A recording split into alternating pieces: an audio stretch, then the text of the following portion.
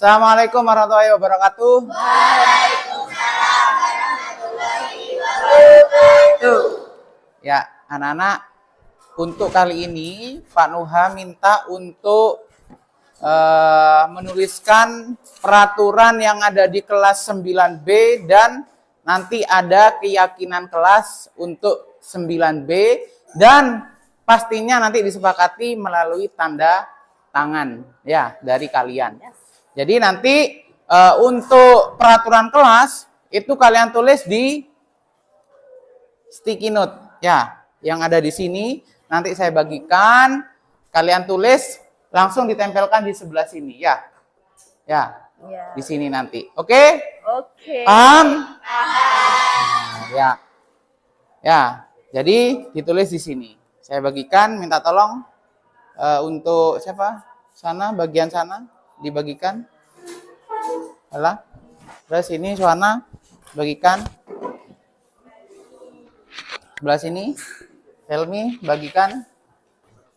Nah, sebelah sini. Nah, kamu bagikan. Bagikan di gini kan. Nah, gitu kan. Ayo. Ayo.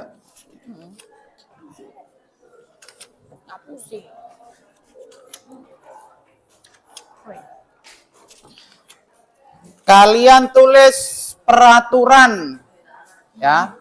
Peraturan kelas yang ada di kelas 9B. Ya, apa saja ditulis di situ. Dikasih nama di pojok atasnya.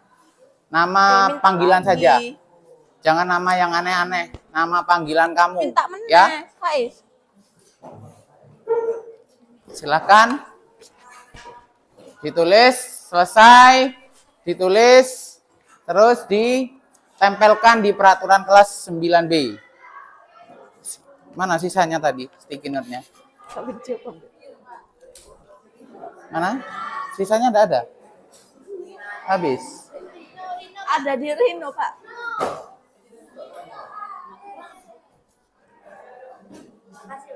Terus? Ayo ditulis. Apa mau? Sisanya mana? Yang hijau? Sisanya yang hijau? Habis?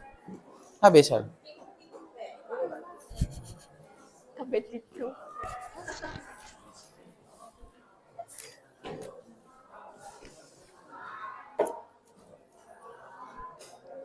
Silakan kalau sudah bisa ditempel di sini. Satu saja peraturan. Satu saja peraturan, enggak apa-apa. Ditulis, ditempelkan di sini. Ya. Ayo, ditempel sudah, enggak apa-apa. Urut tapi ya. Tunggu. Ini enggak sesuai warna enggak apa-apa. Diselang-seling enggak apa-apa. Nah. Loh, pinjam maksudnya. Ya, Di foto juga.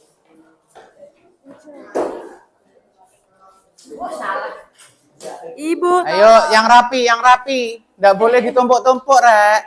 Nah, kalau sekolah. Iki kok ditumpuk-tumpuk iki sih.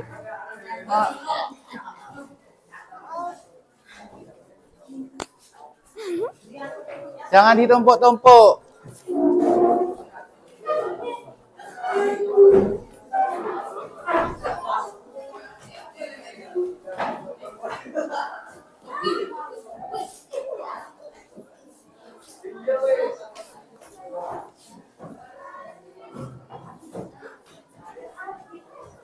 Ayo.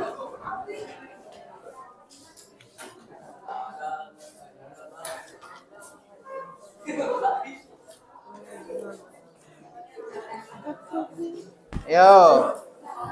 Ada lagi yang belum?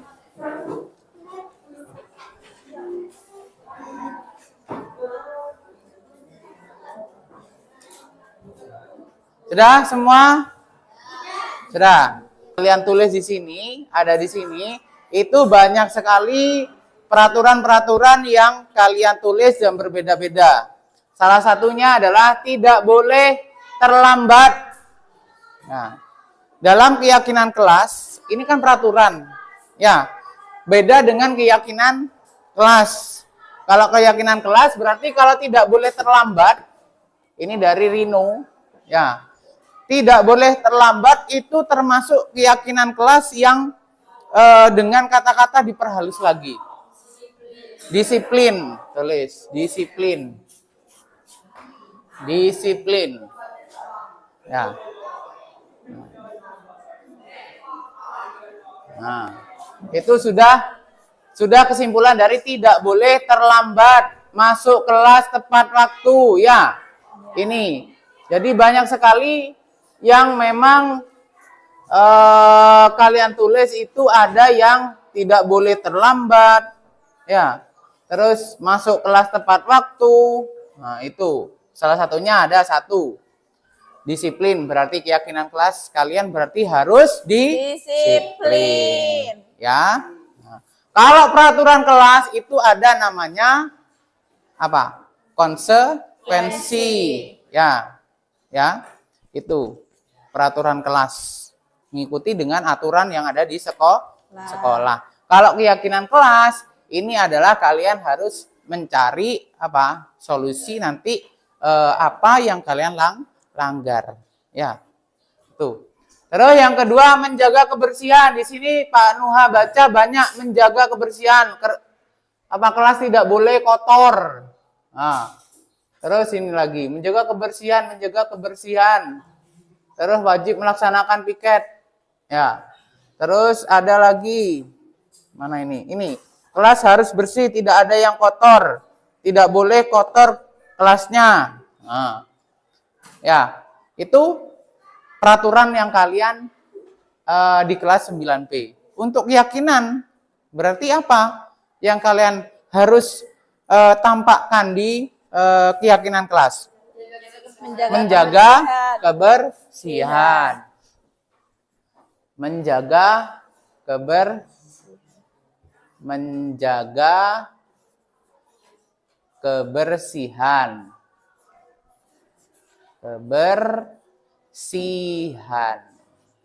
Nah, sudah 2 keyakinan kelas. Nah, terus ada lagi melepas topi saat masuk ke dalam kelas atau waktu jam pelajaran. Ini 1. Terus ada mana lagi? Ini lagi harus memakai sepatu di kelas, wajib melepas topi ketika jam pelajaran. Nah, tidak rame saat jam pelajaran berlangsung. Apalagi nih? Tidak boleh berisik saat guru menerangkan. Jangan ramai saat pelajaran sedang berlangsung. Terus ini lagi. Mana? Ya, tidak boleh ramai di kelas. Ya, itu. Dilarang ramai saat pelajaran dimulai. Tidak boleh memakai topi di kelas. Nah, ini peraturan kamu ya. Berarti kalau di kelas tidak boleh memakai topi. Artinya dalam keyakinan kelas tidak boleh memakai topi itu apa namanya? Sopan. Hah? Sopan. Sopan. Santun. Berarti ditulis sopan santun saja. Lebih sopan ya. Sopan. Santun. Ya. Terus ada lagi selain sopan santun. Ini ada kalian peraturan di kelas ini tidak boleh membuli sesama teman. Ya. Ini dari awalia, tidak boleh membuli. Tidak boleh berisik saat guru menerangkan. Artinya apa? Saling menghargai dan menghormati. Tulis. Saling menghargai dan menghormati. Saling menghargai atau menghormati. Keyakinan kelas yang keempat. Ada lagi. Nah, ini yang belum saya baca. Ya, dari kalian. Jangan makan di kelas. Ya, tidak boleh makan di kelas. Ya, dilarang makan saat pelajaran. Tidak boleh makan di kelas. Tidak boleh makan di kelas. Ya, berarti apa? Harus apa? Ketika mau makan atau mau minum. Di luar. Meminta izin. Nah, meminta izin. Meminta izin. Minta izin saat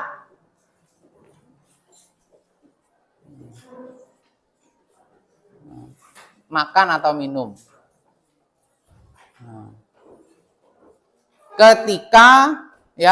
Ketika kalian apa? Dalam keadaan haus, ya. Ya, Pak, perut saya sakit. Saya belum sarapan dari tadi pagi gitu. Ya, kalau minta izin sama Pak Nuha ya kasih izin sama Pak Nuha, ya. Itu. Terus ini sudah yang kelima. Terus ada lagi. Nah, ada lagi ini. Kalau di kelas biasanya, Pak, saya mau ke toilet. Ya, kalian lupa tidak menuliskan di sini di peraturan kelas. Berarti artinya kalau saat pelajarannya Pak Nuha tidak boleh ke toilet. Apakah boleh? Boleh. Boleh, tapi satu orang. Berarti harus apa? Izin. Meminta izin. Ya, dikasih koma. Ke toilet.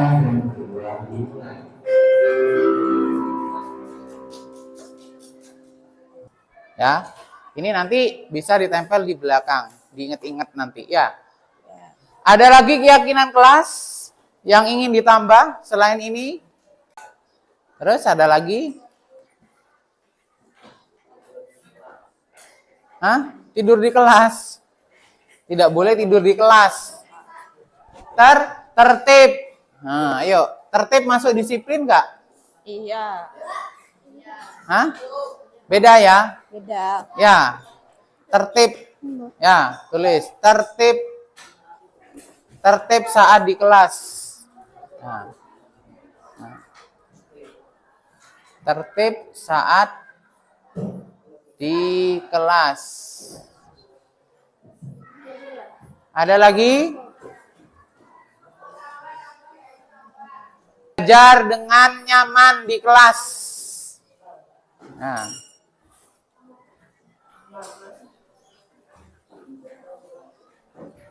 Belajar dengan Nyaman. menyenangkan gitu ya. Menyenangkan. Menyenangkan. Kesepakatan? Setuju? Ya, setuju. Setuju? Setuju. Berarti kalau setuju kalian bisa Tanda tangan. menandatangani di sini. Gantian satu-satu kasih nama, terus tanda tangan pakai spidol ya. Aku dong. Ayo. Dimulai dari Safira dulu di sini. Enggak usah dikasih nomor, langsung Safira terus tanda tangan gitu. Safira terus tanda tangan sampingnya ya. Gantian. Dari ini dulu. Siapa kelompoknya ini dulu? Siapa? Dila.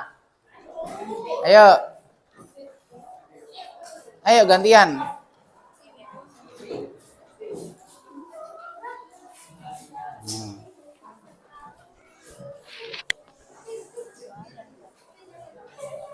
Terus tanda tangan. Nah. Yuk. Cara bergantian ini. Yang sebelah sini. Dari sini dulu. Ayo. Yang sebelah sini. Ayo. Namanya tulis. Ya, kayak itu.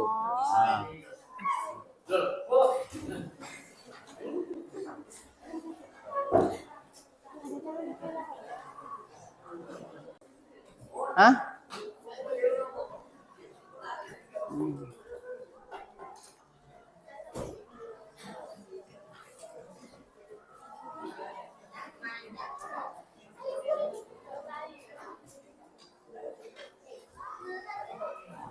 Yo. Mana? Gantian saja.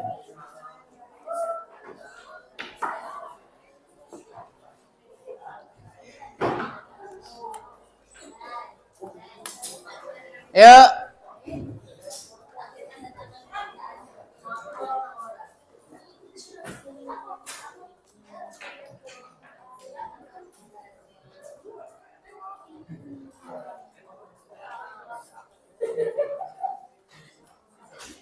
Ayo.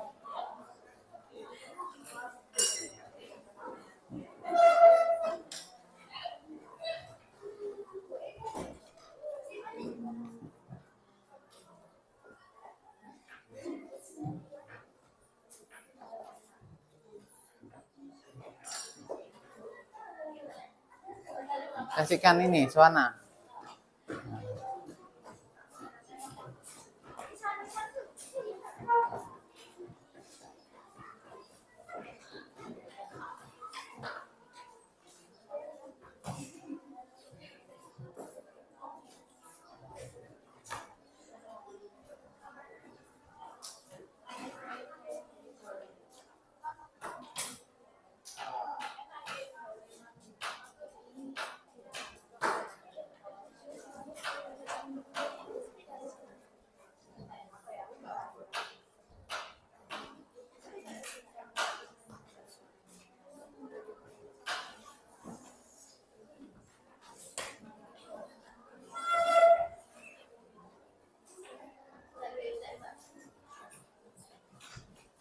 Oh.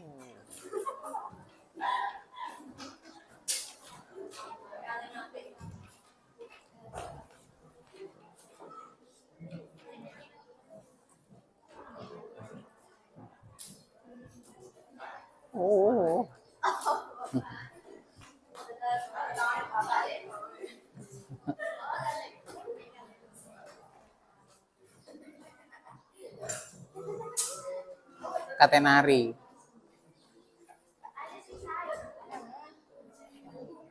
Jangan dibuat menari tanda tangannya.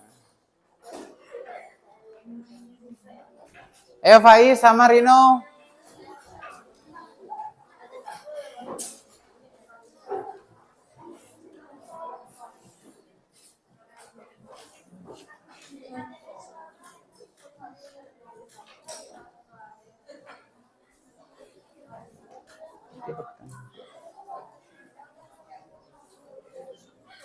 Rino.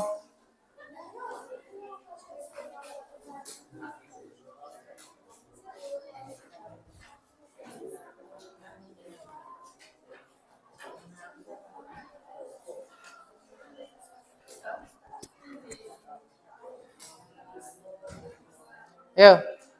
Lanjutkan ini. Mana-mana Rin. Nih lanjutkan siapa? Yang tadi. Terus ke sini, ke depan. Sini.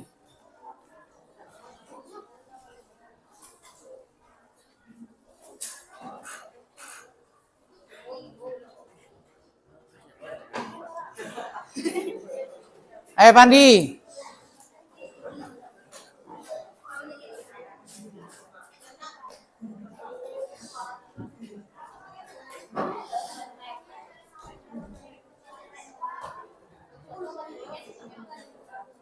Ayo.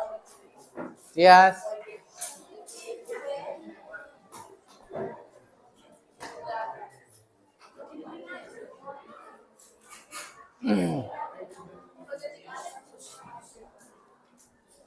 Terus.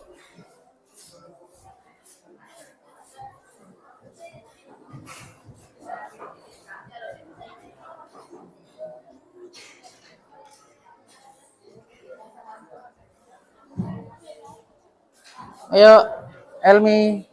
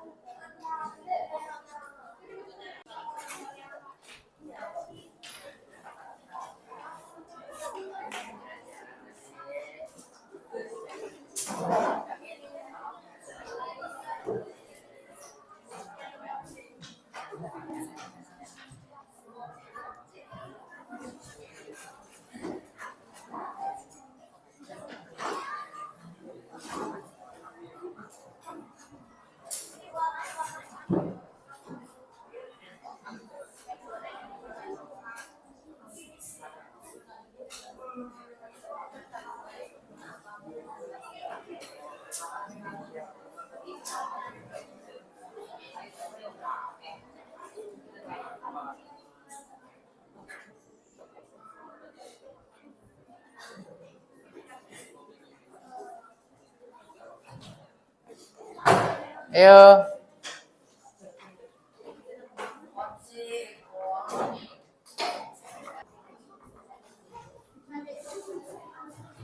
Ayo yang belum.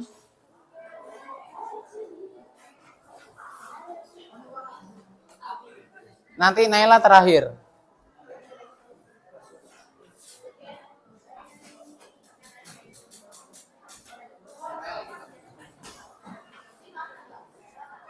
Di bawah situ. Yang belum, tinggal satu.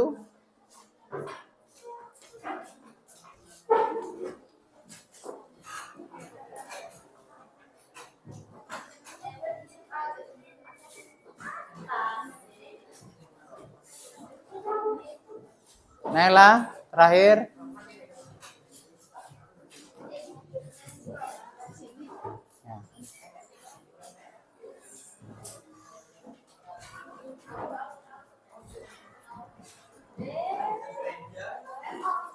Ya, ini merupakan keyakinan kelas yang sudah kalian sepakati. Oke? Paham ya? Nanti ditempel di belakang sana. Ya, di mading. Ya, di belakang peraturan kelas sama keyakinan kelas. Sebelah sana nanti peraturan, yang sebelah sini keyakinan. Ya. Terus di bawahnya nanti di atasnya tanda tangan. Ya, di tengah-tengahnya. Ya. Ini kita sepakati sudah. Kita foto bersama di sini. Foto bersama. Ayo silakan maju. Laki-lakinya di depan, perempuannya di belakang. Berdiri.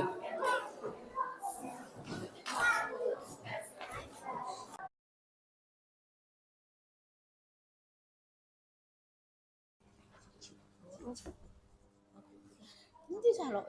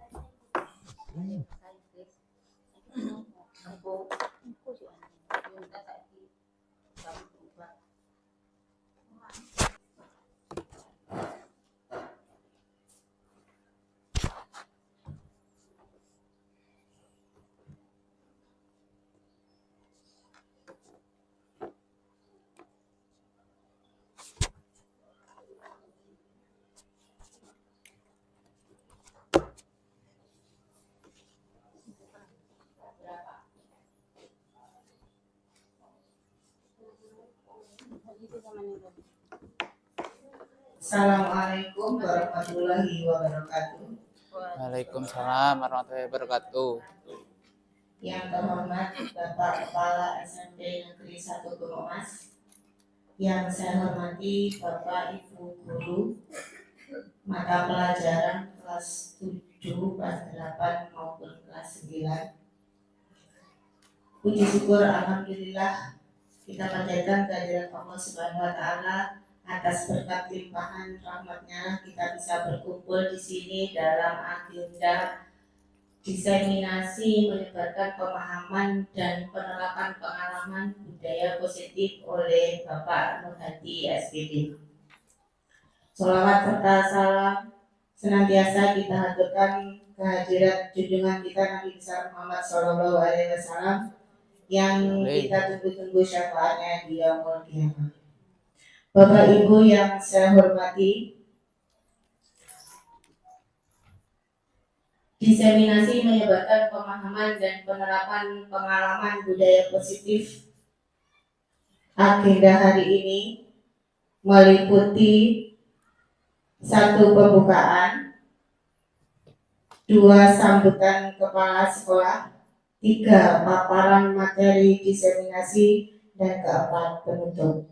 Memasuki acara yang pertama, pembukaan, marilah kita buka kegiatan pada pagi hari ini dengan bacaan basmalah bersama-sama. Bismillahirrahmanirrahim. Terima kasih. Selanjutnya sambutan Kepala SMP Negeri 1 Gunungmas. Kepada beliau kami persilakan. Assalamualaikum warahmatullahi wabarakatuh. Waalaikumsalam. Bunda Dharma, Bapak Ibu SMP Negeri 1 Gunungmas, mari pada pagi yang cerah ini kita selalu menjaga puji syukur Allah SWT, di mana berkat rahmat hidayah dan karunia-Nya kita selalu diberi kesehatan, umur panjang, kesempatan dan niat untuk datang di SMP 1 Humas. Salam salawat selalu kita sampaikan kepada besar Nabi kita Muhammad SAW. Semoga nanti pada zaman kita dapat sempatnya dan berkumpul pada surga Allah. Dan saya ucapkan terima kasih atas kehadirannya. Semoga kehadiran bagi ini dua barokah dan apa disampaikan menjadi contoh sederhana bagi siswa kita. Baiklah, bahwa kita hari ini destinasi mendapat pemahaman dan penerapan pengalaman budaya positif, bahwa di sekolah kita sejak dulu sudah ada budaya positif. Mulai dari datang anak-anak sudah kita sambut dengan salim, senyum, dan sapa. Ini adalah salah satu budaya. Dan budaya ini tidak boleh kita hilangkan. Kenapa? Dengan sentuhan tangan, sentuhan hati, tidak kalau hati itu lebih mengena pada siswanya. Dengan begitu bahwa anak-anak lebih diperhatikan, anak-anak lebih dipedulikan, dan anak-anak akan berubah dari yang semula dia itu tidak pernah saling ke orang tuanya akan saling, karena budaya yang diterapkan di sekolah akan menularkan kepada adik-adiknya di keluarga dan adik-adiknya di sekolah. Dan setelah itu, setelah masuk, anak-anak juga dibudayakan dengan kegiatan pembiasaan di mana sudah sesuai jadwal. Dengan budaya itu, anak-anak kalau mau sekolah ternyata harus begini dulu, sehingga nanti apa yang dilakukan ke depannya akan lebih tahu lebih baik. Dan sebelum masuk kelas kita sudah budayakan yang terbaru, anak-anak tertib dengan berbaris. Ini juga melatih anak-anak disiplin, tertib, dan antrinya tidak berebutan. Ya, jadi dengan budaya itu mari yang sudah ada di sekolah kita lanjutkan dan kita budayakan sampai anak-anak paham apa yang dimaksud dengan budaya yang ada di sekolah. Setelah masuk kelas, anak-anak disuruh berdoa. Ini juga budaya. Sesuatu yang kita kerjakan itu diawali dengan doa. Selesai pun, setelah pelajaran selesai pulang juga ada budaya, yaitu berdoa. Dan lebih baik lagi, jenengan berdiri di pintu bersalaman. Ya, ini pulang sudah kita sambut dengan senyum, sapa, dan salim pada saat datang. Pulang pun kita awali seperti saat datang. Pulang kita juga senyum, sapa, dan bersalaman. Nah, ini menunjukkan bahwa perilaku kita akan dicontoh dengan anak-anak, terutama nanti kalau sudah besar, anak-anak akan melakukan dan diterapkan di keluarganya saat dia berkeluarga. Kalau sekarang sudah banyak mengerti, tapi sentuhan hatinya itu masih kurang. Ya. Nanti akan dijelaskan secara rinci oleh Pak Nuna tentang budaya positif. Saya pesan, ayo kita berubah bukan dari orang lain, tapi berubah dari diri sendiri. Manusia akan berubah bukan karena orang lain, tapi dari sendiri. Insya Allah kalau dia mau berubah, dia mau belajar, dan dia mau peduli kepada orang lain, insya Allah dia juga akan pedulikan. Kita hidup yang penting utama ya, bahwa hidup kita bermanfaat bagi orang lain seperti itu. Jangan mementingkan diri sendiri, ya nanti penilaiannya beda. Oke? Nanti akan diterapkan di sini. Kita sudah terapkan mulai di awal, baru yang kemarin kita coba dengan budaya. Mudah-mudahan apa yang kita praktekkan bisa merubah terutama sikap siswanya dan kehidupan di sekolahnya lebih baik dan kedepannya bisa menjadi suri teladan bagi siswa. Mungkin itu yang saya sampaikan. Saya Assalamualaikum warahmatullahi wabarakatuh.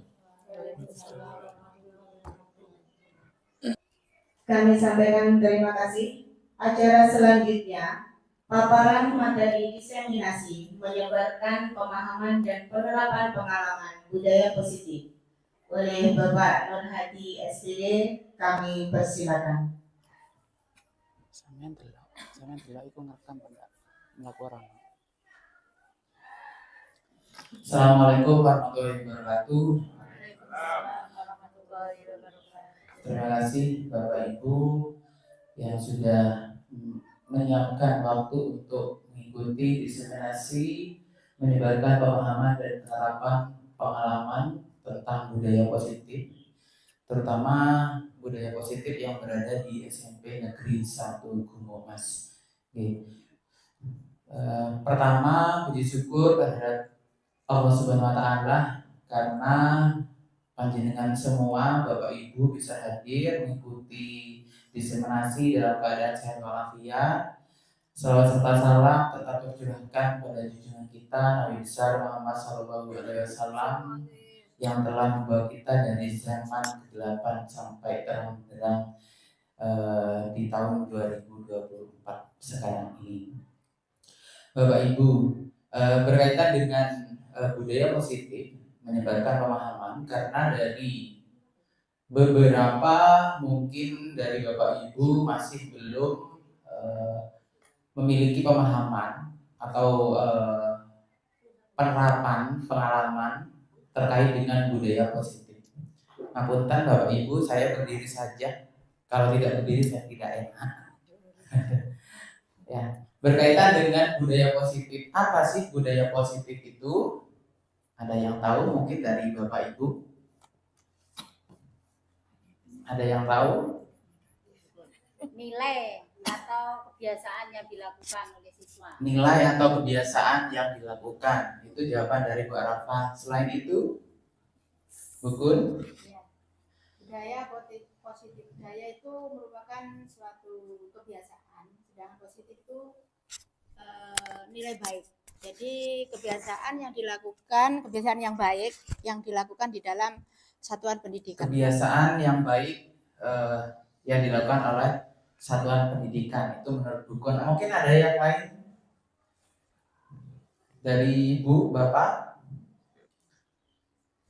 Jadi budaya positif, kalau kita pemahaman kita adalah nilai-nilai dan kebiasaan yang sudah dilakukan di satuan lembaga. Kalau budaya positif dalam artian itu adalah perwujudan Bapak Ibu. Perwujudan dari nilai-nilai kebijakan universal yang berada di lingkungan sekolah kalau kita laksanakan. Jadi perwujudan dari pembiasaan tersebut seperti itu. Jadi dalam pembiasaan tidak hanya dari murid, tetapi juga Bapak Ibu gurunya juga melaksanakan. Jadi harus ada mandiri, bernalar kritis, juga bertanggung jawab. Jadi semuanya harus satu kesatuan. Dalam budaya positif itu banyak sekali Bapak Ibu. Dalam budaya positif itu ada yang namanya paradigma pembelajaran. Ada juga disiplin positif. Ada juga motivasi perilaku manusia. Ada juga kebutuhan dasar manusia. Ada juga keyakinan kelas. Ada juga segitiga restitusi. Jadi kita dari budaya positif itu, jadi ada 6 hal yang memang kita harus pelajari Bapak Ibu. Tidak hanya kebiasaan-kebiasaan saja, tetapi juga banyak sekali yang harus kita pahami selain pembiasaan-pembiasaan.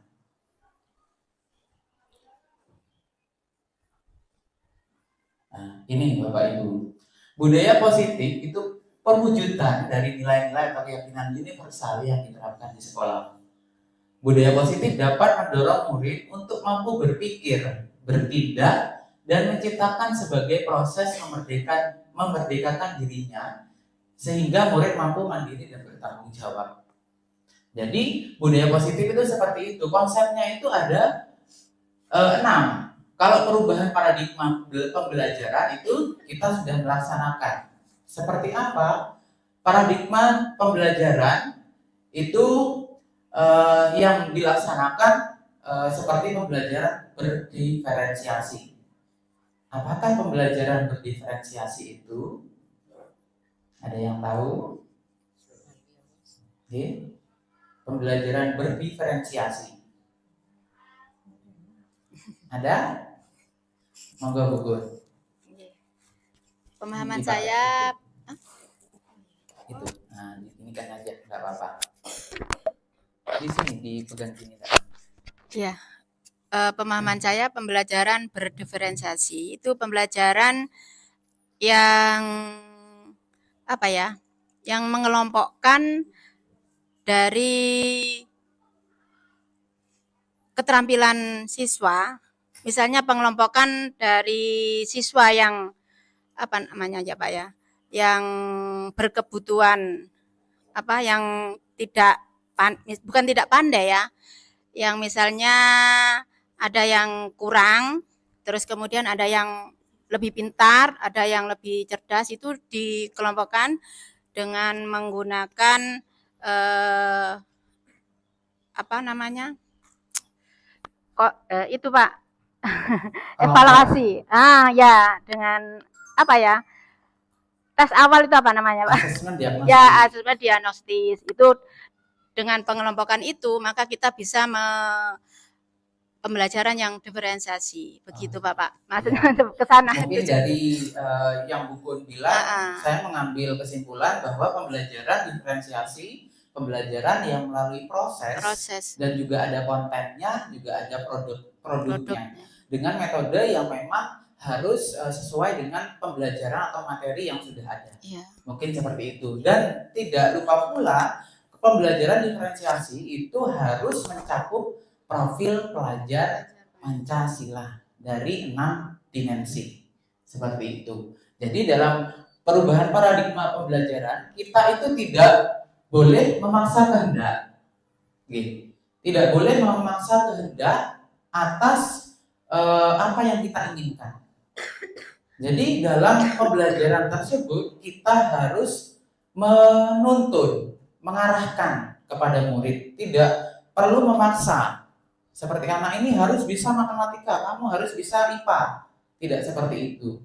Jadi pembelajaran itu kita harus mengalir dengan anak, meskipun anak itu tidak suka, tetapi anak itu kita harus tuntun agar anak itu bisa mengerjakan. Jadi tidak perlu dipaksa kamu harus pintar matematika, kamu harus pintar IPA, tidak seperti itu Bapak Ibu. Jadi dalam pembelajaran dengan paradigma baru itu berdiferensiasi, itu harus menyesuaikan dengan kebutuhan terutama dengan psikologisnya anak-anak. Kalau kita tekan, Bapak Ibu kalau ditekan juga pastinya juga ada namanya ketakutan seperti itu. Jadi kita harus juga mengalir. Kita benar apa dengan yang dikatakan oleh Bapak Kepala Sekolah tadi, kita harus mempunyai kesadaran seperti itu. Karena pembelajaran sekarang sudah pembelajaran yang zamannya teknologi. Seperti itu. Jadi kita harus menyesuaikan dengan pembelajaran yang sudah ada dan modern. Yang kedua, tentang disiplin positif Bapak Ibu.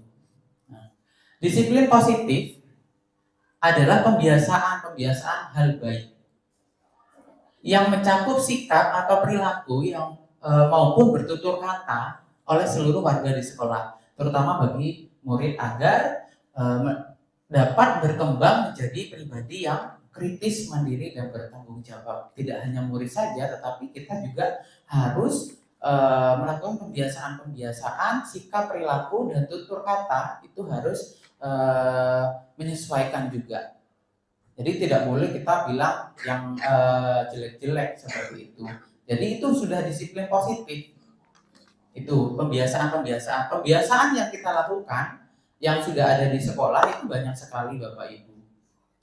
Pembiasaan seperti 5S, YG. Salam, senyum, sapa, sopan, santun. Itu sudah, itu pembiasaan. Selain itu, setiap hari Selasa ada namanya pembiasaan pembacaan istighosah. Ada pendidikan karakter setiap hari Rabu. Hari Kamis pembacaan juz amma. Hari Jumat ada Jumat bersih, ada Jumat sehat. Terus hari Sabtu ada PBB, pasukan baris berbaris setiap kelas. Itu pun harus didampingi oleh Bapak, Ibu, guru yang ada di sekolah. Jadi semuanya harus mencakup, tidak hanya wali kelas saja, tetapi semuanya dari warga sekolah tersebut untuk melaksanakan disiplin positif. Jadi tujuannya itu menciptakan murid yang memiliki disiplin diri sehingga mereka berperilaku mengacu kepada nilai-nilai kebajikan dan memiliki motivasi dalam diri. Terkadang motivasi diri yang ada di anak itu motivasinya kurang dari keluarga. Ada yang kurang dari memang dari anaknya sendiri, seperti itu. Jadi kita harus memahami apa yang dibutuhkan oleh anak didik kita. Yang ketiga itu ada namanya kebutuhan dasar. Kebutuhan dasar dan dunia yang berkualitas. Kebutuhan dasar manusia itu banyak sekali Bapak Ibu. Salah satunya apa? Mungkin ada yang tahu dari Bapak Ibu. Kebutuhan dasar manusia. Pendidikan. Rasa aman. Kasih sayang. Sandang. Bertahan hidup berarti. Makan itu intinya bertahan hidup. Ya, rasa aman itu berarti memiliki apa ya? Rasa kenyamanan itu masuk di kebebasan kalau nggak salah. Ya. Terus ada lagi selain bertahan hidup, rasa aman, pendidikan. Nah, ada nggak? Ada. Kesehatan. Rasa dihargai. Nah, kalau tidak dihargai, biasanya anak-anak juga, jangan anak-anak atau murid, guru saja kalau tidak dihargai itu juga berbeda sudah. Iya, memanusiakan manusia kata Bu Nur. Ya, bagus sekali. Kebutuhan dasar itu adalah merupakan sesuatu yang kita lakukan untuk mendapatkan apa yang kita inginkan.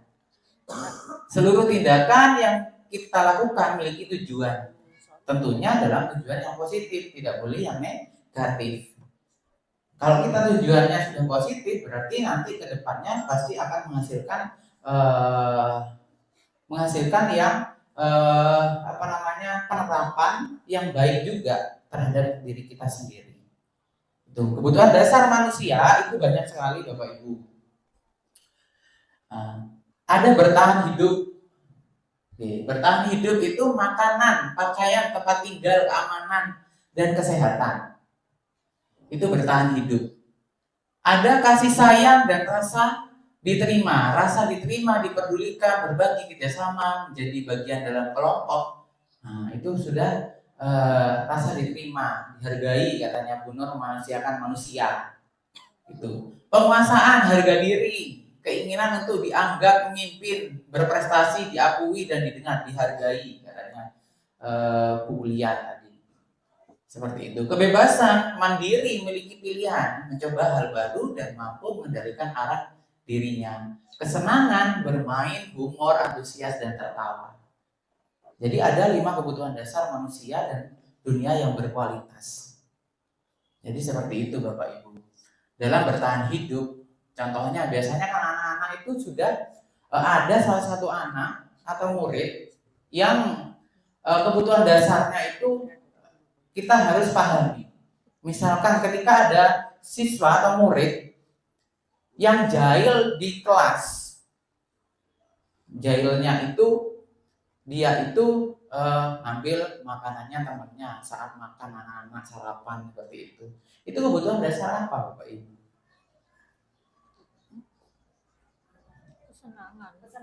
Kesenangan, bermain, jahil katanya kesenangan. Terus selain itu penguasaan karena dia menguasai itu. Tetapi dalam kesenangan dan penguasaan itu ternyata ada yang namanya bertahan hidup Bapak Ibu.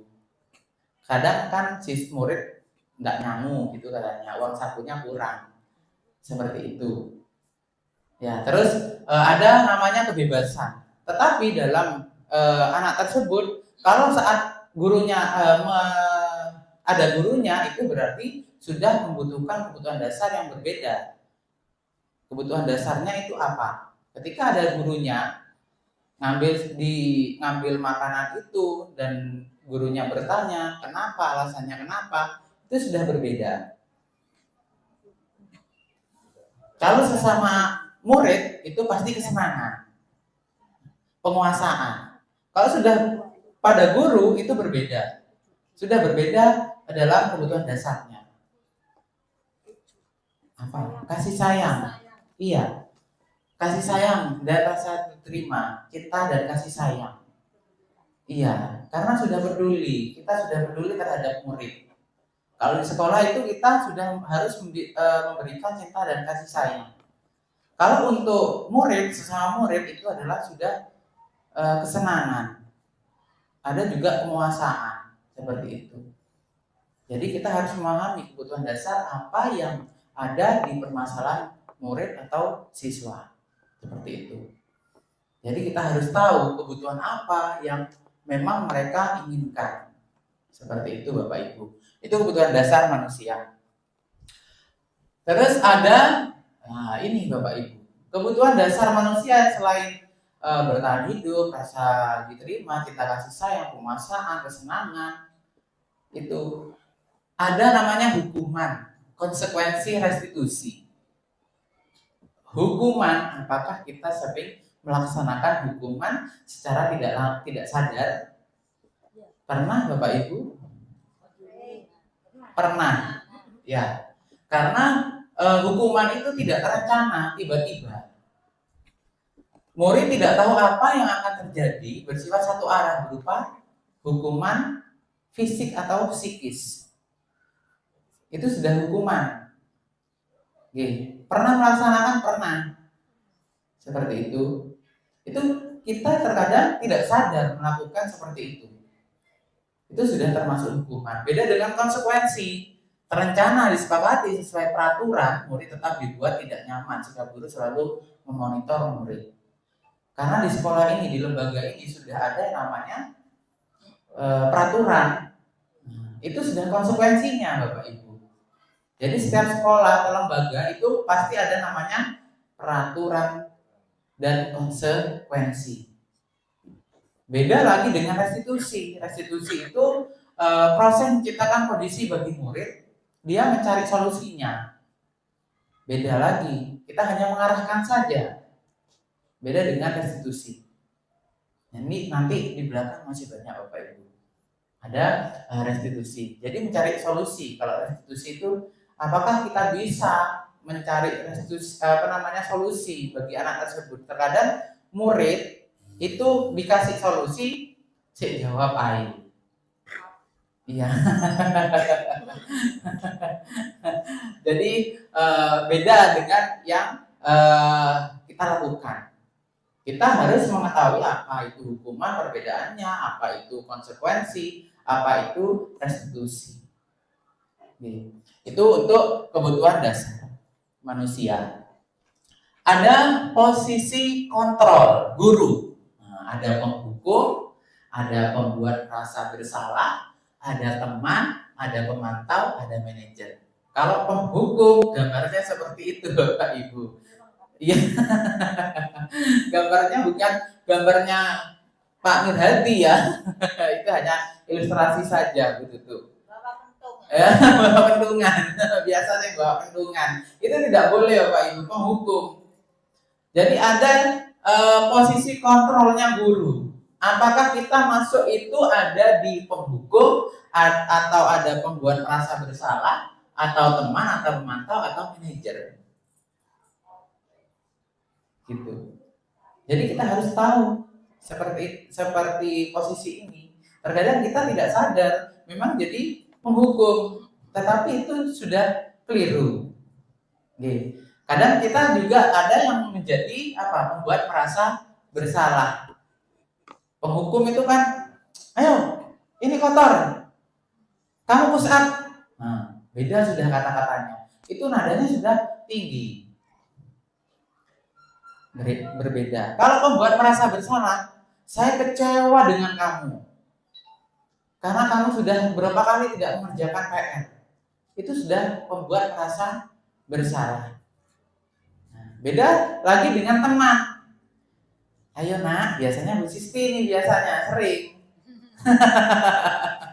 Bu Sisti gini, kalau Bu Sisti saya perhatikan Bu Sisti, ayo nak, apa yang tidak kamu bisa?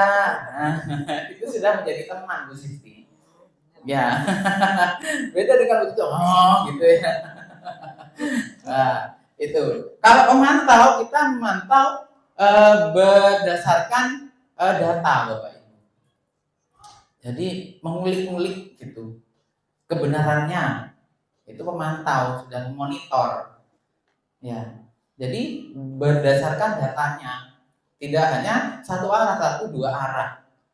Itu perbedaannya. Dan manajer, kalau manajer itu sudah berbeda, Bapak Ibu. Kita mengarahkan, kita memberi solusi, bukan memberi solusi, mengarahkan, memberi solusi juga. Anak-anaknya itu juga harus cari solusi. Seperti itu. Manajer itu berbeda. Nanti masuk ke segitiga restitusi. Nah, ini penghukum Adi terlambat hadir sekolah. Nada suara tinggi, bahasa tubuh, mata melotot, dan jari menunjuk menghadik. Terlambat lagi, pasti terlambat lagi. Selalu datang terlambat. Kapan bisa datang tepat waktu? Itu nadanya sudah berbeda, kan? Jangan kadang kan baca WA, di WA itu sudah nadanya kadang dibuat-buat sendiri, berbeda sudah, berbeda. Gitu, seperti itu. Jadi nadanya, bagaimana perasaan murid bila guru berbicara seperti itu pada murid pada saat muridnya datang terlambat? Hasilnya Bapak Ibu, kemungkinan murid marah, mendendam, bersifat agresif.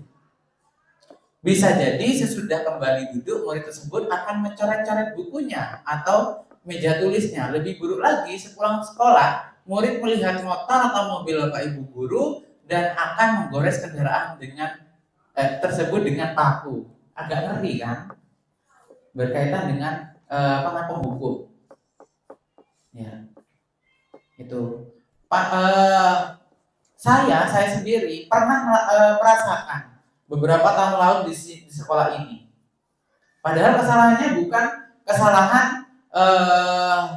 kesalahan yang sudah dibuat dirinya sendiri. Saat pembelajaran saya tegur, ayo duduk kerjakan yang sudah ada di papan. Dia tidur, saya bangunkan. Itu sudah marah. Terus ada kasusnya dengan temannya lain. Terus mau nonjok saya. Pernah. Dulu pernah di sini. Sampai segitunya gitu. Padahal yang konsekuensinya dari sekolah sudah dipanggil sama BK, itu sudah diatasi, tetapi merasa kesalahannya itu dibuat oleh saya, Pak Nuha yang ini, gara-gara Pak Nuha seperti. Padahal saya tidak melaporkan atau tidak apa-apa, tidak ada masalah dengan BK. Ternyata itu ada laporan dari temannya, gitu, tentang kasus yang berbeda, seperti itu. Sampai mau ditonjok, silakan kalau mau nonjok. Itu saya. Toh nanti ada di sini ada polsek terdekat, tak gitu kan. Meskipun masih pelajar, biar ada efek jerah. Itu ternyata masih menunggu, terus dipanggil Bapak Kepala Sekolah. Akhirnya dikasih peringatan, surat pernyataan seperti itu terkait dengan penghukum. Beda dengan penghukum juga dengan yang lain, membuat merasa bersalah. Oke, itu efeknya sangat banyak Bapak Ibu terkait dengan penghukum. Membuat merasa bersalah, ada suara memelas, halus, sedih, bahasa tubuh merapat pada anak lesu. Adi, kamu ini bagaimana ya? Kamu sudah berjanji dengan ibu tidak akan terlambat lagi. Kamu kenapa ya senang sekali mengecewakan ibu? Ibu benar-benar kecewa sekali. Seperti itu. Bagaimana perasaan murid bila ditegur seperti cara ini? Murid akan merasa bersalah. Bersalah telah mengecewakan ibu atau bapak gurunya. Murid akan merasa menjadi orang yang gagal, tidak sanggup membahagiakan orang lain. Kadangkala sikap seperti ini lebih berbahaya dari sikap penghukum, karena emosi akan tertanam rapat di dalam. Murid menahan perasaan, tidak seperti murid dengan guru penghukum, di mana murid bisa menumpahkan amarahnya walaupun dengan cara negatif. Murid tertekan Seperti inilah yang tiba-tiba meletus amarahnya dan bisa menyakiti diri sendiri atau orang lain. Jadi ada rasa trauma. Ya, itu perbedaannya. Ketika ada pembuat merasa bersalah. Saya kecewa dengan kamu. Kamu sudah berapa kali tidak mengerjakan PR-nya. Sudah berbeda Bapak Ibu. Itu membuat merasa bersalah. Ya. Itu dengan materi pembuat merasa bersalah. Sebagai teman adanya beda Bapak Ibu. Ramah, akrab, bercanda, bahasa tubuh merapat pada murid, mata dan senyum jenaka. Seperti itu. Berbeda. Adi, ayolah. Bagaimana sih kamu? Kemarin kamu sudah janji ke Bapak. Bukan? Kenapa terlambat lagi? Ya, biasanya tertawa seperti itu. Tertawa ringan. Gitu. Ya sudah, tidak apa-apa. Duduk dulu sana, nanti Pak Guru bantu kamu ini sambil tersenyum. Biasanya seperti itu. Iya Bu Sis. Bagaimana perasaannya? Sudah berbeda. Murid akan merasa senang dan akrab dengan guru. Ini termasuk dampak yang positif. Sudah positif sebenarnya. Hanya saja di sisi negatif murid jadi tergantung pada guru tersebut. Iya, tergantung. Jadi kemana-mana mencari, misalkan Bu Sisti seperti itu, mencari Bu Sisti ya terus. Iya, bikin dili terus, seperti itu. Ya, itu. Bila ada masalah, dia merasa bisa mengandalkan guru tersebut untuk membantunya. Akibat lain dari posisi teman. Adi hanya akan berbuat sesuatu yang bila yang menyuruh adalah guru tersebut dan belum tentu berlaku sama dengan guru atau orang lain. Iya, hanya guru tertentu saja, tidak semuanya guru. Tidak semuanya guru yang diikuti ya, sebagai teman. Iya, betul ya Bu Bici ya. Nah, itu. Dari sini, dari hukum, membuat merasa bersalah, teman, mungkin ada yang ditanyakan.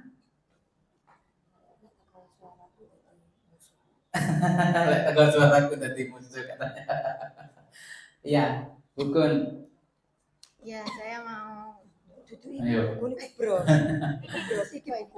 Ya, terima kasih Mbak Nuha. Ya. Saya ingin bertanya dari 5 kontrol sebagai guru. Kalau menurut Pak Nuha, mana yang paling efektif dan paling baik kita sebagai guru dalam menggunakan kontrol manajer ini? Kontrol guru. Iya. Oke. Nanti saya jelaskan terlebih dahulu berkaitan dengan mana yang paling baik untuk guru untuk menyelesaikan permasalahan ketika ada permasalahan di sekolah seperti itu. Jadi dari 3 ini ada pembuku, pembuat merasa bersalah, ada teman. Terus ada juga saya lanjutkan berarti. Bu Lia mungkin tanya. Terkait dengan Ini Bu Lia.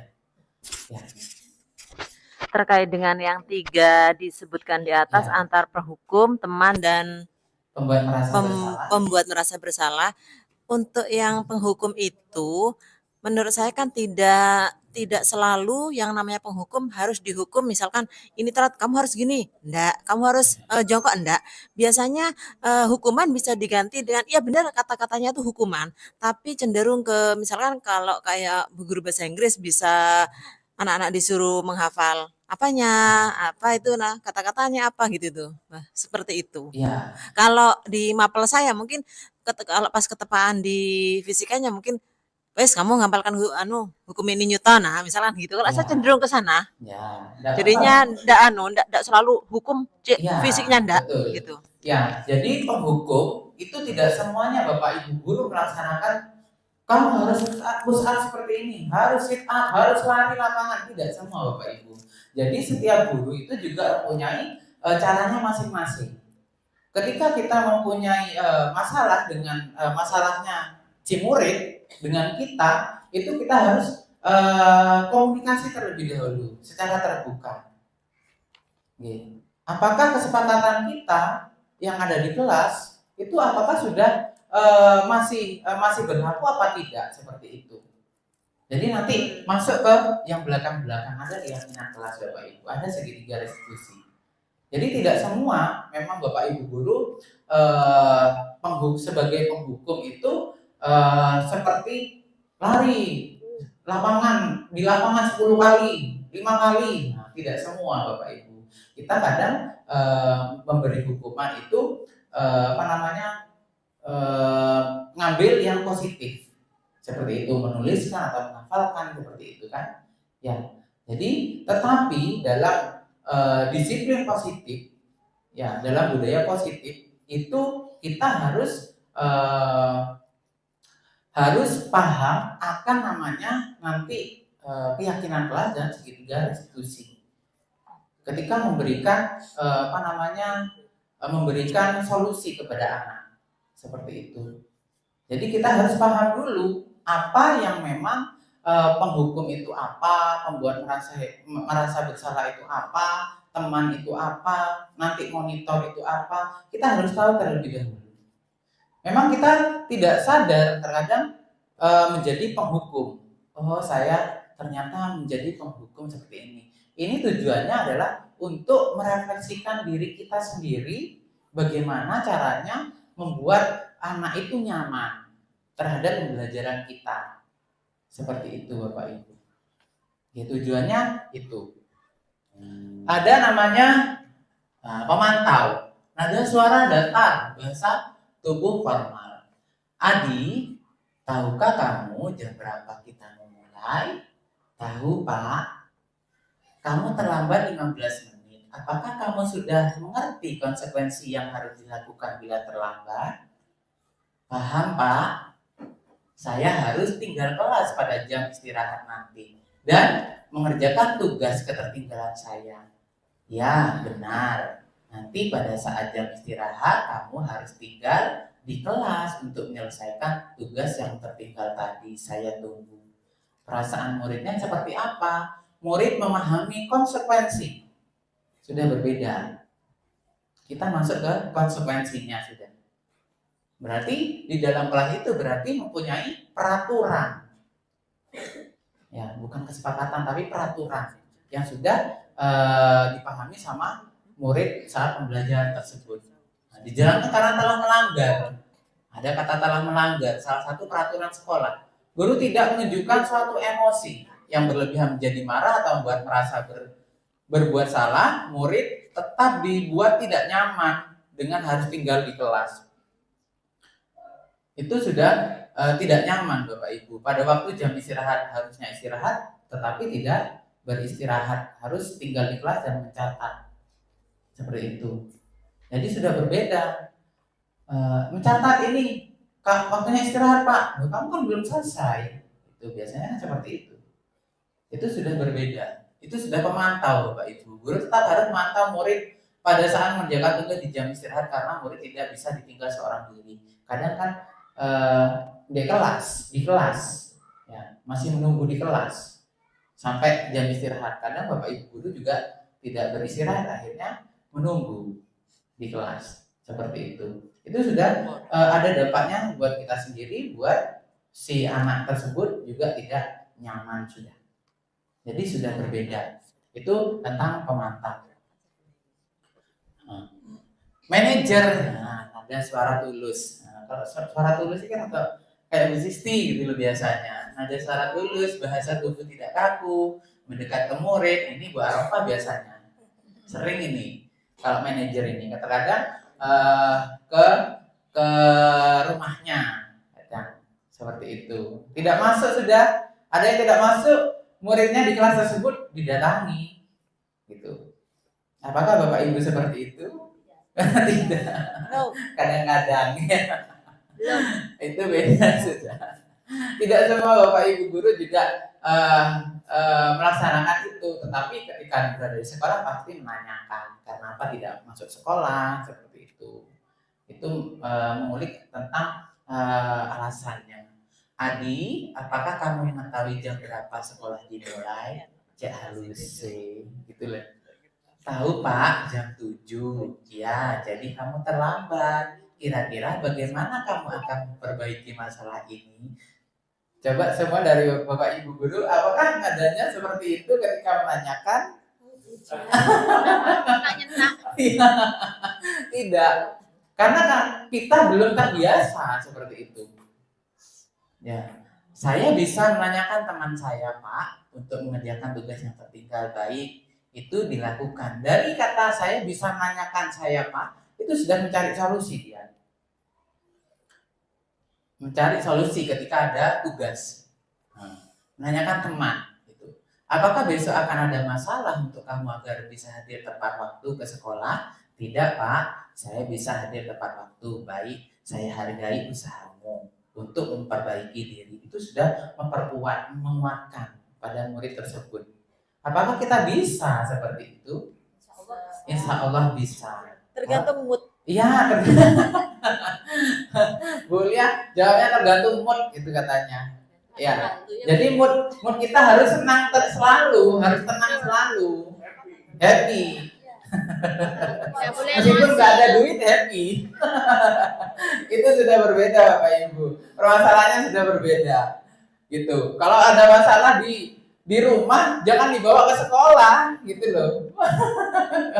Kadang seperti itu, dibawa ke sekolah, gitu. Ya, bagaimana perasaan murid diperlakukan seperti ini? Bagaimana Bapak Ibu? Merasa nyaman. Merasa nyaman. Terus apa lagi?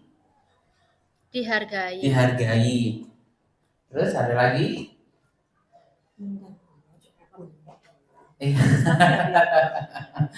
Usul Pak.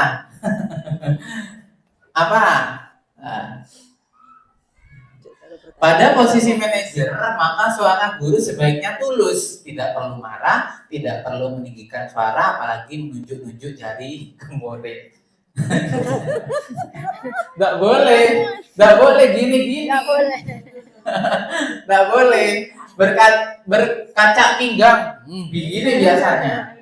Ya, itu nggak boleh Bapak Ibu. Atau bersikap seolah-olah menyesal, tanpa sedih sekali akan perbuatan murid ataupun bersenda-gurau menempatkan diri sebagai teman murid. Fokus ada pada murid, bukan bagian guru atau orang tua. Murid sudah mengetahui adanya suatu masalah. Jadi murid itu sudah sadar terkait dengan permasalahan yang sudah terjadi. Bila guru mengambil posisi pemantau, guru akan melihat apa konsekuensinya, apa peraturannya, seperti itu perbedaannya. Namun pada posisi manajer, guru akan memberikan tanggung jawab murid. Ya. Jadi mencari jalan keluarnya sendiri. Murid itu diberikan arahan, mencari jalan keluarnya. Bagaimana murid itu menyelesaikan permasalahan tersebut. Oke, itu dalam posisi sebagai manajer. Nah, ini Bukun yang ditanyakan Bukun itu seperti ini. Nah, bukan ini. Bagaimana Bapak Ibu guru itu bisa melaksanakan dari salah satu yang paling baik untuk diterapkan di sekolah, yaitu posisi manajer Bukun. Ya, posisi manajer kita harus tahu bagaimana, karena belum terbiasa. Kita kadang membuat posisi kontrol guru itu kadang penghukum, membuat merasa bersalah, pemantau. Kalau manajer itu harus terbiasa Bapak Ibu. Kita harus paham dulu, refleksi, oh iya, kita meninjau ulang ke belakang, oh iya, seperti ini. Harusnya seperti ini. Itu harus kita sadari terlebih dahulu. Seperti itu. Ya, mungkin bisa terjawab sudah ya. Jadi manajer kontrolnya seperti itu. Ini penghukum. Murid tidak mengerjakan tugas yang diberikan guru. Kalau penghukum berdiri dengan sebelah kaki di depan kelas, biasanya seperti ini. Itu penghukum. Enggak, katanya Bu. Boleh ya. Pasti ada dari salah satu guru itu pasti ada, tapi kan tidak mencolok gitu biasanya. Ya, tidak pernah, alhamdulillah kalau tidak pernah sama sekali. Pembuat merasa bersalah kesekian kali ibu sudah mengingatkan. Kamu senang ya melihat ibu terusan bertindak seperti ini? Itu nadanya kan sudah berbeda ya. Ya, sudah. Itu saya katanya. Itu membuat merasa bersalah. Ada teman, ayo dong kamu kerjakan tugasnya, nanti kalau sudah selesai kita main games. Jarang. Jarang. Itu ya, itu seperti itu. Ayo dikerjakan. Nah, apalagi matematika. Langsung. Apalagi bahasa Inggris. Saya nggak bawa kamus. Itu teman pemantau, kamu sudah melakukan kesalahan dan sudah mengetahui konsekuensinya. Sekarang selesaikan dan segera kumpulkan. Itu sudah memantau. Memantau itu berarti kita menunggu, seperti itu. Ya, monggo disambil Bapak Ibu. Nggak apa-apa. Habis banyak. Ya, itu manajer yang lain, manajer kalau kamu tahu kesalahanmu. Nah, itu keyakinan sekolah, apa yang kamu langgar dan apa yang akan kamu lakukan untuk menyelesaikannya itu sudah berbeda. Nah, sebagai manajer seperti itu. Saya kemarin juga ada yang kasusnya ada. Saya juga sudah membuat posisi manajer ini. Ada murid yang membuang sampah sembarangan di kelas, sering membuang sampah sembarangan seperti itu. Jadi menanyakan alasannya kenapa. Ya, semua orang biasanya kata-katanya sudah berbeda. Kalau sebagai manajer, semua orang, bapak ibu guru juga pernah melakukan. Nah, biasanya kata-katanya sudah seperti itu. Beda. Itu sudah posisi manajer. Berdua salah itu sudah memang hal yang lumrah gitu, tetapi juga kita harus bertanggung jawab gitu. Itu sudah posisi manajer Bapak Ibu. Nah, jadi ada namanya nanti segitiga restitusi. Nah, jadi dalam ini posisi kontrol, apakah saya kecewa sekali dengan kamu? Apa Bapak Ibu? Membuat merasa bersalah. Ada yang lain? Saya kecewa sekali dengan kamu. Manajer katanya. Ada lagi? Merasa bersalah. Coba jawabannya apa? Neneng. Nah, pembuat merasa bersalah. Dari sini berarti Bapak Ibu sudah paham dengan kata-kata yang 5 posisi kontrol tersebut. Apalagi di kelas 7. Kelas 7 masih peralihan dari SD ke SMP ya Bu Zulfa ya. Dari wali kelas. Jadi kita harus memahami kebutuhan dasar pada murid tersebut. Ya, itu. Termasuk iki sama. Ya. Nah, ini beda sudah. Nah, kamu tidak pernah benar melakukannya. Sekarang keliling lapangan 3 kali. Penghukum. Ya, dari nadanya sudah berbeda Bapak Ibu. Kamu tidak benar melakukannya. Sekarang keliling lapangan 3 kali. Ayo, siapa yang suruh begitu? Keliling lapangan gitu ya. Itu sudah penghukum. Tapi Ya. penghukum itu Pak ya, penghukum jika misalkan itu dihukum fisik itu tidak 100% salah loh kalau menurut saya. Kenapa? Ketika misalkan ada seorang guru yang hukum dengan hukuman fisik lari, bagus loh jantungnya. Nah, iya. Kita ambil sisi positifnya seperti itu. Tapi di dalam anak Ya, itu sudah negatifnya luar biasa. Anaknya memang cenderung negatifnya ke down. Iya, makanya itu. Jadi kita harus tahu sisi positifnya, sisi negatifnya. Paling banyak sisi negatifnya apa positifnya seperti itu. Kalau untuk kesehatan jantung itu bagus untuk lari gitu loh. Kalau pagi-pagi ya. Nah, tetapi sisi negatifnya dia sudah down, lari keliling lapangan, ada yang melihat itu Cenderung sudah pemberontak. Iya, cenderung lebih pemberontak. Iya. Terus itu. Iya, suruh ulang lagi katanya. Enggak kapok gitu ya. Karena kita juga punya peraturan sekolah seperti itu. Sebenarnya dalam peraturan sekolah itu harus ada kesepakatan dalam sekolah. Itu perbedaannya Bapak Ibu. Sudah berbeda gitu. Nah, ini kira-kira bagaimana kamu akan perbaiki masalah ini? Manajer. Apa? Manajer. Terus ada lagi? Teman. Ada lagi? Manajer. Nah, coba dilihat. Dadah. Dadah. Ya, ini dia tuh tangan tuh Bapak Ibu sudah paham berarti. Dari kata-kata sudah paham Bapak Ibu. Jadi kalau ada kasus seperti itu kita harus paham. Nah ini, ayolah lakukan demi Bapak Ibu. Hah? Teman, Bu Sisti langsung teman. Nah itu teman. Betul tuh. Ayolah lakukan demi Bapak atau Ibu. Teman dong. Teman dong gitu. Biasanya tadi kata-katanya sudah ayo dong gitu kan ya. Nah, Iya dong. ya. Pokok berarti kalau ada kata ayo gitu berarti teman gitu. Ayo Bu Sisti gitu. Teman ya. Ya, teman ya. Oke. Rono Bu Sisti Rono gitu misalnya. Beda itu sudah usir. Ya, teman. Oke. Nah, ini kamu terlambat 15 menit. Apakah kamu sudah mengerti konsekuensi yang dilakukan bila terlambat? Pemantau. Tata tertib. Pemantau. Manajer Membuat merasa bersalah. Bukan. Pemantau ini. Memantau. Nah, kalau coba dilihat, tekot. Ya, pemantau. Ya, karena pemantau itu lebih ke konsekuensi. Ya, ada konsekuensi. Berarti kan peraturan.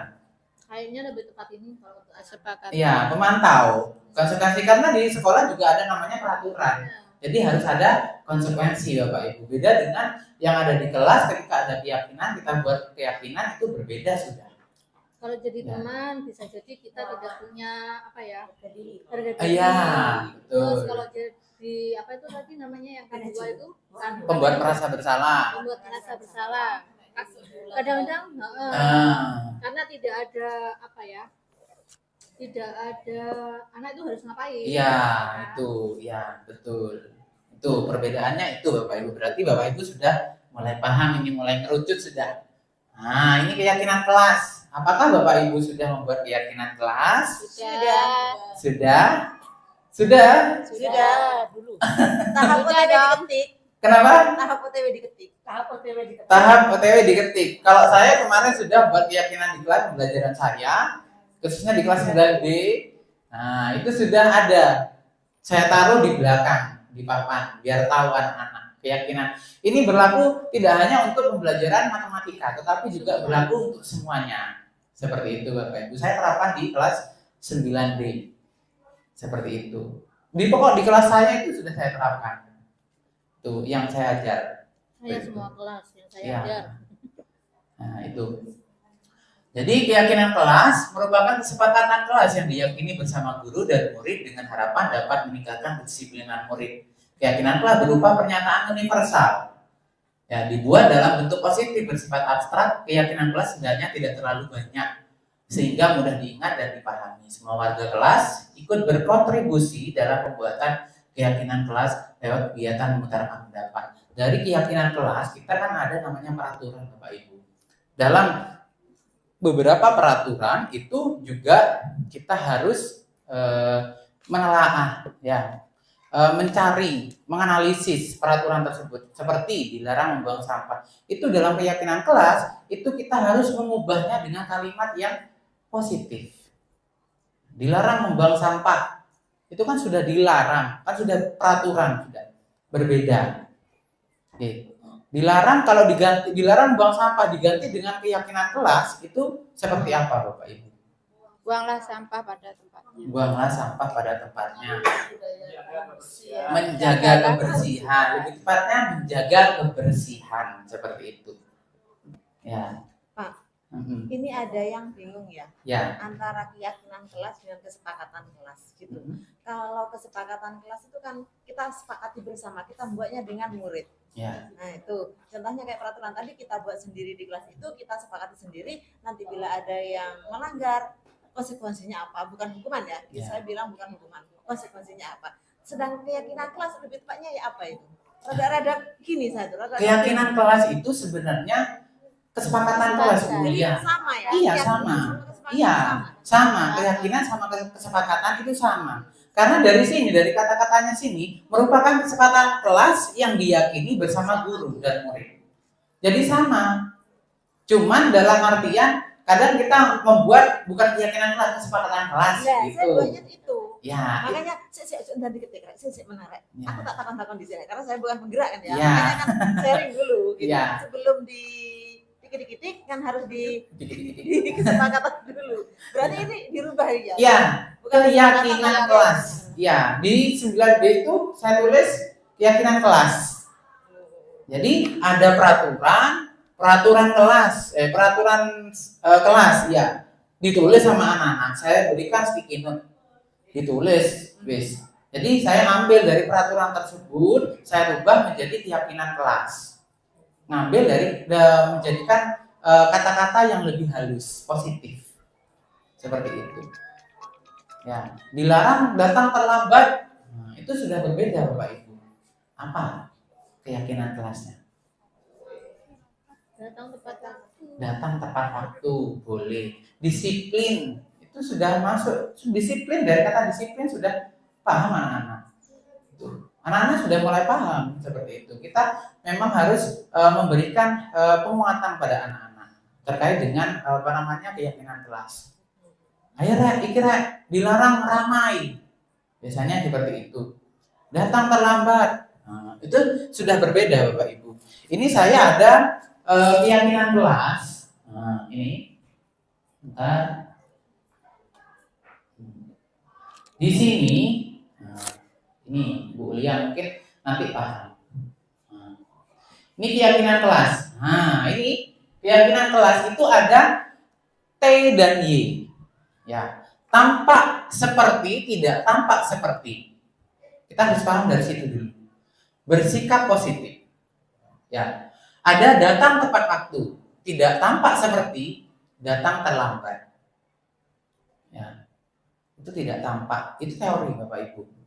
Ya, menjaga kebersihan kelas tidak tampak seperti membuang sampah sembarangan. Ini sudah tampak seperti, ini sudah masuk keyakinan. Yang sebelah sini, ini sudah keyakinan Bapak Ibu. Ini keyakinan kelas. Ya, ini sudah masuk keyakinan.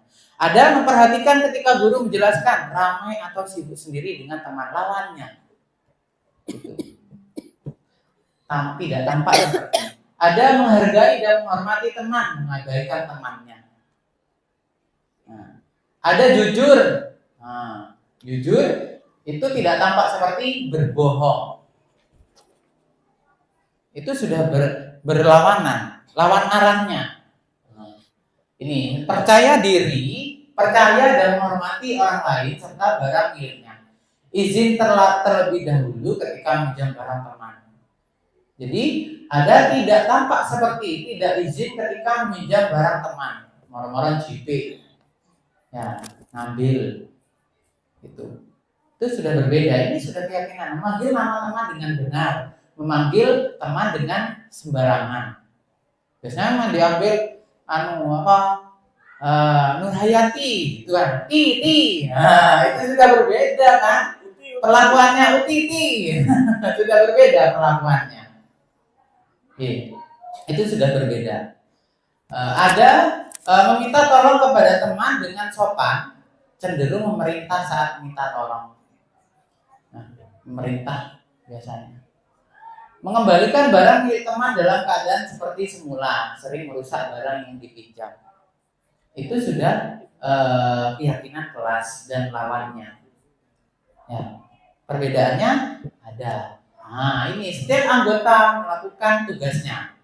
Nah, ini tabel Y, Bapak Ibu. Nanti jenengan kalau ikut pendidikan seperti ini, nanti jenengan paham T dan Y. T itu, Y itu seperti ini. Terlihat, terdengar, dan berperilaku. Terlihat, itu terlihat ramah, menghargai, menghormati, dan antusias. Terus terdengar, maafkan aku ya karena telah menghilangkan pensilmu, aku akan menggantinya. Ya, itu terdengar. Sudah berbeda. Berperilaku, bertanggung jawab, jujur, mandiri, sopan santun, dan kerjasama. Itu perbedaan setiap anggota melakukan tugasnya. Jadi ada yang terlihat, ada yang terdengar, ada yang berperilaku. Apakah perilakunya sudah bertanggung jawab? Apakah sudah jujur? Seperti itu. Perbedaan dari keyakinan kelas. Ini. Nah, kegiatan tugas saya, tugas kamu, tugas murid ini. Tugas murid mentaati tata tertib sekolah. 2. Belajar dengan sungguh-sungguh. 3. Perhatikan penjelasan guru. 4. Mengikuti kegiatan pembelajaran. 5. Mengerjakan tugas. Tugas seorang guru mengajar dan mendidik, mengelola pembelajaran di kelas, menjadi motivator, menjadi fasilitator, dan menilai dan mengevaluasi atau merefleksi. Itu tugas dari murid dan tugas seorang guru. Ya, ada perbedaan. Ya, itu untuk keyakinan kelas. Itu tentang keyakinan kelas, Bapak Ibu. Nah,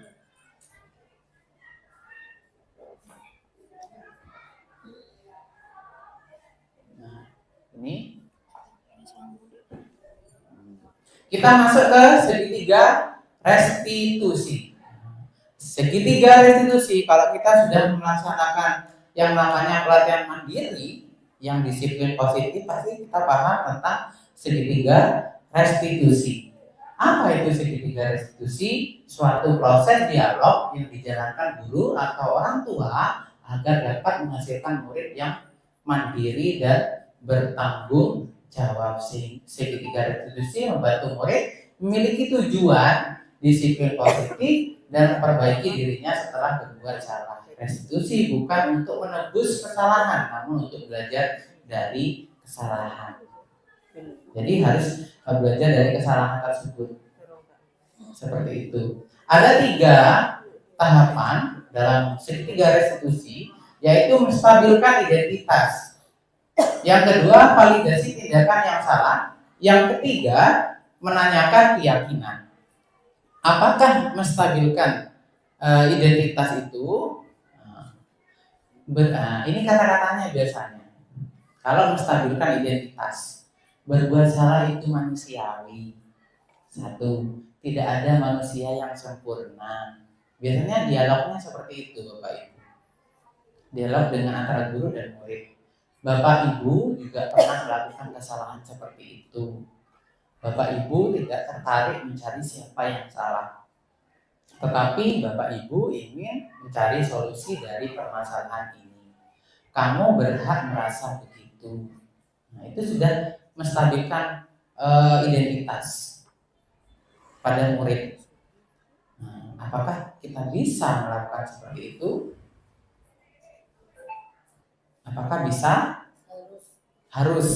Ya, harus. Karena kita seorang pendidik, kita harus tahu ketika ada permasalahan, kita harus menyelidiki, mencari informasi yang benar seperti apa. Tidak serta-merta satu arah, tetapi harus 2 arah. Ya, tidak sepihak. Seperti itu. Ada validasi tindakan yang salah. Nah, divalidasi setelah menstabilkan, kita harus memvalidasi tindakan yang salah. Ya. Kamu pasti punya alasan mengapa melakukan hal itu. Padahal kamu bisa melakukan yang lebih buruk dari ini ya. Kamu patut bangga pada dirimu sendiri karena kamu telah melindungi sesuatu yang penting buatmu. Itu sudah kata-kata yang memvalidasi tindakan yang salah. Ya, untuk validasi tindakan yang salah. Mungkin ada yang belum paham tentang validasi tindakan yang salah atau menstabilkan. Ya, kenapa begitu? Anda kan sering kalimat seperti itu kan? Enggak tahu. Bangga tak gitu. Memvalidasi ya berarti ya. Bukan validasi itu, bangga tak kayak mengejek itu sebenarnya. Gitu. Itu ada yang namanya menanyakan keyakinan. Apa keyakinan kelas kita? Nilai-nilai apa yang kita telah sepakati? seperti apa gambaran kelas yang ideal menurut kamu? Kamu mau jadi orang seperti orang yang seperti apa? Itu sudah menanyakan keyakinan. Yakin nggak anak itu? Ya, sudah berbeda keyakinannya. Ya, jadi kita harus mengikuti segitiga restitusi tersebut. Terkadang kita tidak sadar dengan perlakuan kita itu sudah melaksanakan atau melakukan segitiga restitusi. Oke. Jadi tahunya sekarang segitiga restitusi itu seperti ini, gitu. Seperti itu, gitu. Terkadang kita sudah melakukan, tetapi kita tidak sadar teorinya ternyata seperti ini, gitu. Oke. Ya, betul apa tidak, Bu Bici? Betul. Ya. Jadi kita pernah melakukan, tapi kita tidak menyadari apa segitiga restitusi. Perbedaannya seperti itu. Jadi kita tahu-tahunya sekarang ternyata saya sudah melaksanakan manajer segitiga restitusi. Itu Bapak Ibu. Berkaitan dengan segitiga restitusi. Ya. Itu dari segitiga restitusi terkaitan dengan budaya positif. Jadi dalam suatu hal atau permasalahan, saya menyimpulkan bahwa semuanya harus menggunakan posisi kontrol manager, ya, dan menggunakan tahapan segitiga restitusi. Yang pertama adalah menstabilkan identitas, yang kedua validasi tindakan yang salah, yang ketiga adalah menanyakan keyakinan. Jadi kita harus tahu hal tersebut. Budaya positif itu banyak sekali. Tadi apa yang kita pelajari, nanti jenengan bisa tulis di refleksi budaya positif. Warnanya terserah, warna apapun. Jenengan pilih warna apa. Dari menyebarkan pemahaman dan penerapan itu jenengan tulis di situ refleksi apa yang diperoleh dari menyebarkan pemahaman dan penerapan budaya positif. Monggo Bapak Ibu bisa mengambil sticky note yang ada di depan.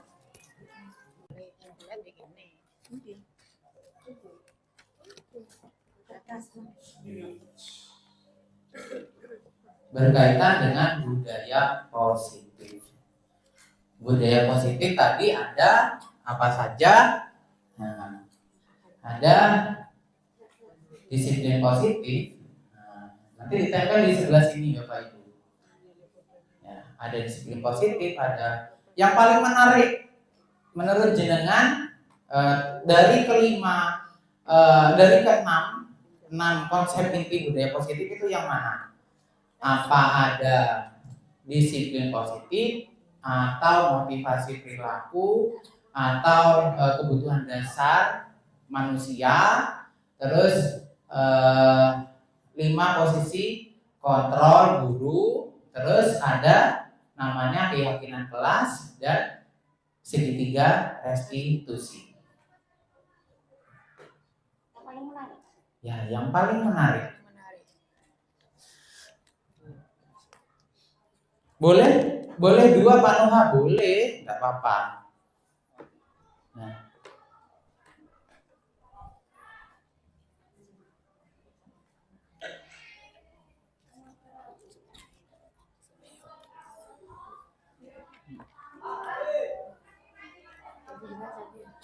Jadi ada 2 Bapak Ibu, ada 2 refleksi nih.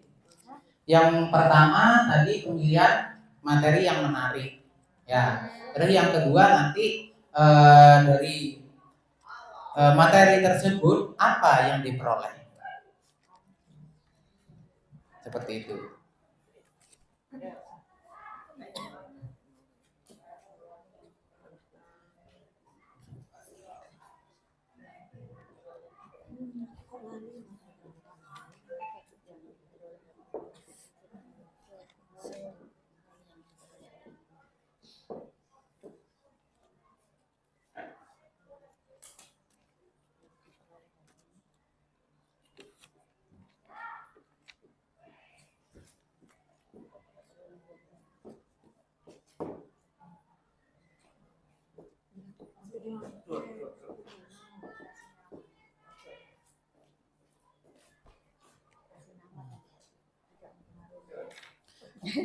dapat 100. Ya, hal yang menarik dari materi. Terus yang kedua, pemahaman materi yang diperoleh.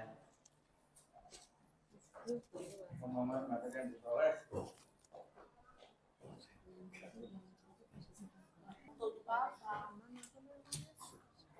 Buka itu wes. Masih lulus apik dhewe. Masih nyampe mesti apik dhewe. Iya. Dan memang iya.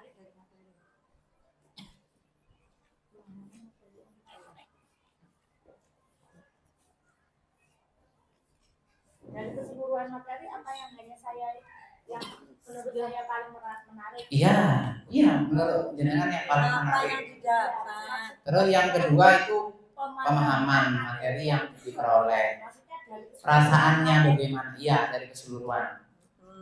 Menang toleh. apa yang kedua, Bu?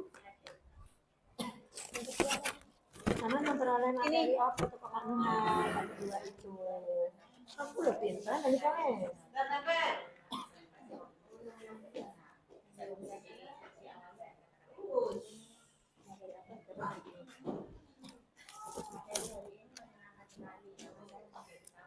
Ya, ngoten lah Bu. Kula sulan nang ngono.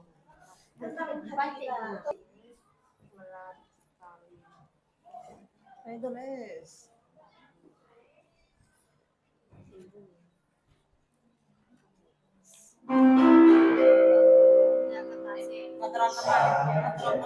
Saya sebagai pemantau. Aku lali wis ngomong. Iya.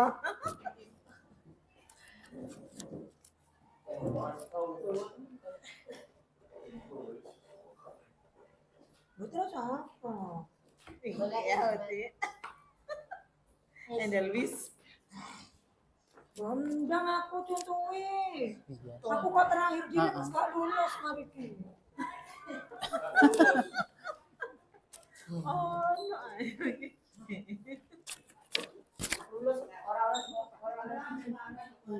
Kerpean. Aku kenyataan. Makanya ya, Lucu-lucuan ini. Berarti jenengan paham apa yang saya sampaikan gitu kalau mencatat itu. Meskipun tidak mencatat itu kadang langsung di apa di Apa mau contoh pegang teguh. rali meneh mari dijak ngumpulnya.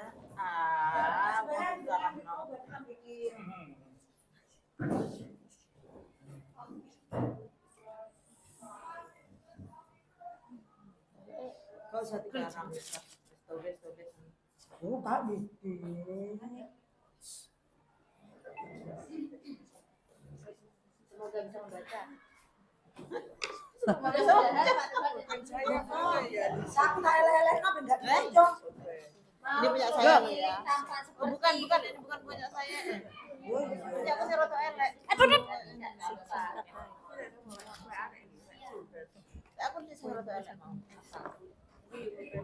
Coba Anissa.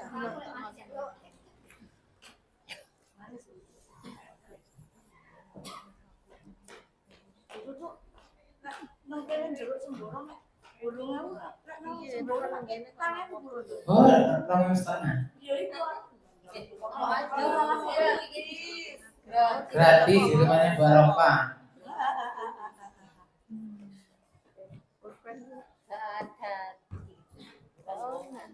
Iki benar. Kita jeroku udah sampai rumah Aku iki lagi. Lah iya. Sudah semua Bapak Ibu? Sudah. Coba saya bacakan terkait dengan refleksi budaya positif. Yang pertama, hal menarik apa yang Bapak Ibu dapatkan dari menyebarkan pemahaman dan penerapan pengalaman. Yang pertama, motivasi perilaku biar anak perilaku bagus, disiplin positif. Terus saya bisa tahu tentang disiplin positif. Yang paling menarik menurut saya 5 kontrol posisi guru. Di sini 5 kontrol positif. Saya luruskan Bu ya.